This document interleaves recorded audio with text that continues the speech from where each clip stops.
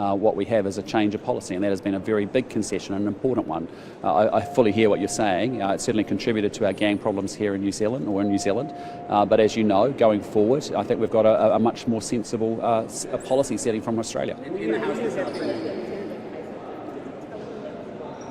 Again, we had a conversation about the fact that I expressed disappointment that was actually a case that was one that on the surface of it, without me knowing the ins and outs of all the details, looked like it was actually someone who didn't have strong ties to New Zealand. Sorry, Jessica?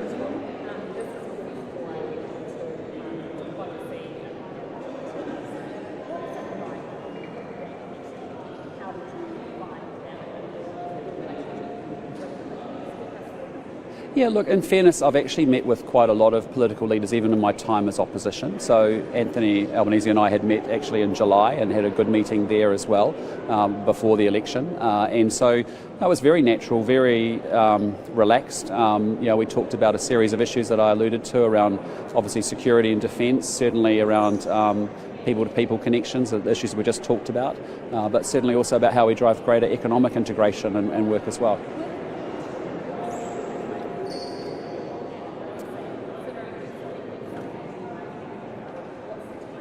Yeah, there is no real time frame. I mean, I imagine through the course of next year we'll understand more. But under the previous government and this government, you've got the same position, which is that we want to explore what opportunities may exist in Pillar 2 for New Zealand. Exactly as to what shape that's taking is still emerging, and it's really about new technologies that we may be wanting to build capability in or bring or offer capability to in the alliance. So at this stage for us, it's about exploring what's in Pillar 2, how it can be shaped, and whether there's opportunities for New Zealand to participate. What is it? No, but obviously through the course of next year we'll continue to progress it and understand it more. And what is the significance of those defence? Sorry. Yeah. How do you see that taking place between New Zealand and Australia? Are there any specific issues discussed? Well, we want to look for opportunities for more places for us to be able to work together, and whether that's in exercises or practice. But you've actually seen it already in decisions around, for example, the P8 aircraft are completely consistent with what is available here in Australia, as well as obviously what's available in the US. I want us to get very aligned in a hardware sense as well as in a software sense with the Australian military forces. I think that's important for us. No, there's some work for us to do on our own defence thinking, and as a new government coming in, and that's the work that we'll commence next year. What is the significance of those? Sorry? We spent a bit of time talking about aircraft. I mean, Prime Minister Albanese is quite a planiac, an aviation nut, and so he's had several gifted Air New Zealand model airplanes in his old office from me. So I said to him he's more than welcome to gift me one of those Falcons if he'd like, but no, we'll pursue that, as I said to you yesterday. We've asked the military, our own military, to come up with a long-term option, and that will be, I suspect, a combination of commercial, charter, lease and maybe owned. Sorry? No, don't you worry, I'll find room for you. That's why we're here today on the 757, because I care about you and I want you to be on these journeys with us. Why was it important to you to bring up defence and security first and foremost in your conversations today and in your statements today? Yeah, because for me that is the priority that I've been coming through is defence and security, economic integration, people-to-people connections, and so for me. Why is that the first? Well, because we have a region that is increasingly contested and competitive. We have countries within the region that are actually increasingly investing in military capability. Actually, how we ensure peace in our region and stability and security is actually really important. And so I just want to make sure that we are very aligned, that we are driving more interoperability, and in particular, we can be a force multiplier for Australia and vice versa. So essentially, is that why those defence ministers will be meeting pretty early on next year, just to acknowledge that is one of the priorities? Yeah, well, just to give you a feel for it, was Minister Collins has already been up in Noumea and already met with the Australian Defence Minister up there last week. As you've seen already, we've got foreign ministers and defence ministers meeting again in the early new year. I think February-ish, February time, early February, and then we'll have a series of other meetings. I want also climate and finance ministers to be able to come together and work together as well. And as I said, I also want a much deeper engagement with the Australian counterparts from all of the cabinet. And so I have actually informed my cabinet in recent weeks that I expect them to actually be working with their Australian counterpart and building those relationships and leaning into that engagement very strongly. For example, we've talked about creating a biotech regulator. well, actually the model exists here in Australia, so why wouldn't we learn from that and actually work together so we've got a common and a consistent standard across the Tasman, so that actually makes it easier for people to be able to work with and engage. So I think there's a lot of an all-of-government approach is needed from all of my ministers to get out, engage in Australia, engage in the Pacific, and actually make sure that New Zealand's interests are being well represented.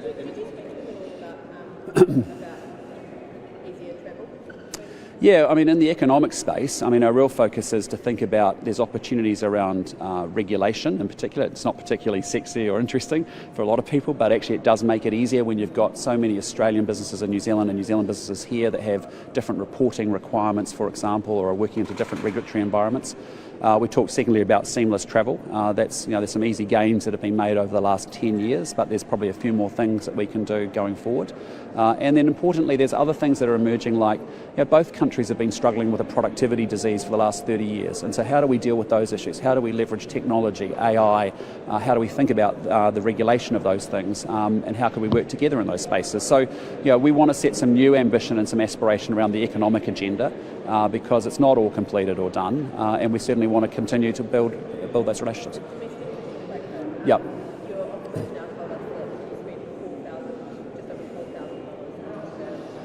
Yep.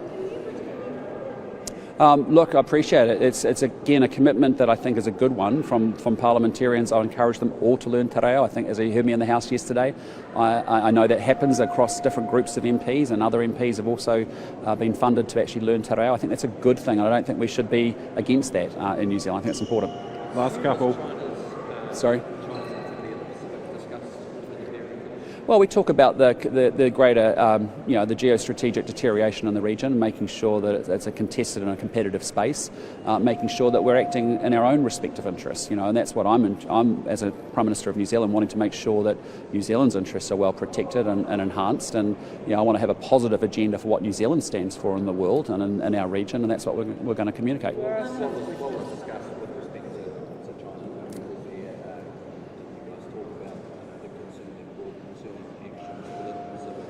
We obviously discussed the Indo-Pacific and the different theatres of it, and we talked a lot about the Pacific in particular, and I was keen, having missed out on PIF, to actually get a good download from Prime Minister Albanese about his perceptions of how that was progressing. We want to continue to strengthen that forum, work with our Pacific Island nation partners as well, and that was a big part of the conversation, as well as other theatres across the Indo-Pacific.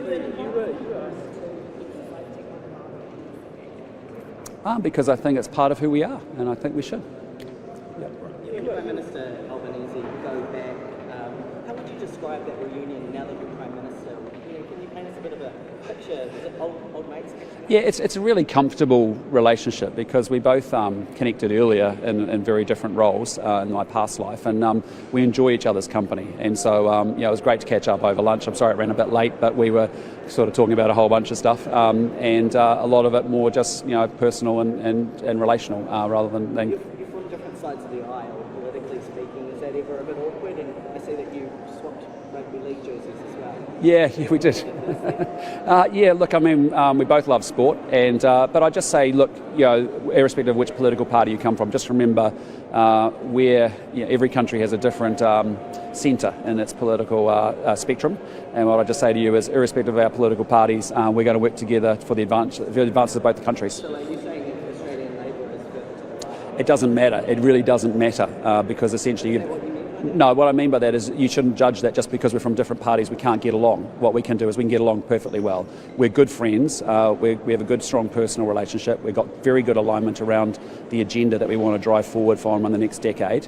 And importantly, what you've seen, whether it's been national prime ministers in New Zealand or Labour prime ministers in Australia, whether it was Key and Gillard, whether it's Albanese and myself, we've been able to get on and actually get things done. The politics doesn't get in the way. I can tell you, it's not a place we end up talking a lot of conversation about. Prime Minister. Sorry? Anthony. Yeah. Prime Minister, yeah, Oscar. questions on perceived anti-Māori sentiment within your government. The ABC's done reporting, CNN had articles. Is it concerning that that type of thing is going out there in the world and that's sort of reflecting on New Zealand's relations? Well, look, I mean, as I've said, we're going to be a government for all New Zealanders, Māori and non-Māori. That's why we're working so hard, as you've seen today, to get our books in shape so we can make sure that we actually grow our economy, lower the cost of living. That's why we're going to work hard to make sure we expand housing for Māori. That's why we're going to work really hard on education and healthcare, as you've already seen us start to do. We know that Māori are disproportionate victims of crime, and that's why we're going to be tougher on law and order. If we follow that agenda, Māori are going to do well, all New Zealanders will do well. Awesome. Eroded New Zealand's international standing on those issues? Absolutely not. Absolutely not. There's our government, as I keep saying to you, is going to be a government that's going to ensure that Māori do well. And we are interested in improving those outcomes. As I keep saying to you, over the last 6 years, Māori went backwards under this government. So it's very important that we want Māori going forward. That's why we want to work with iwi leaders. We want to work with Māori health organisations, education organisations to deliver better outcomes. That's what we're going to do. Okay, team, we'll see you a bit later. Okay, thanks.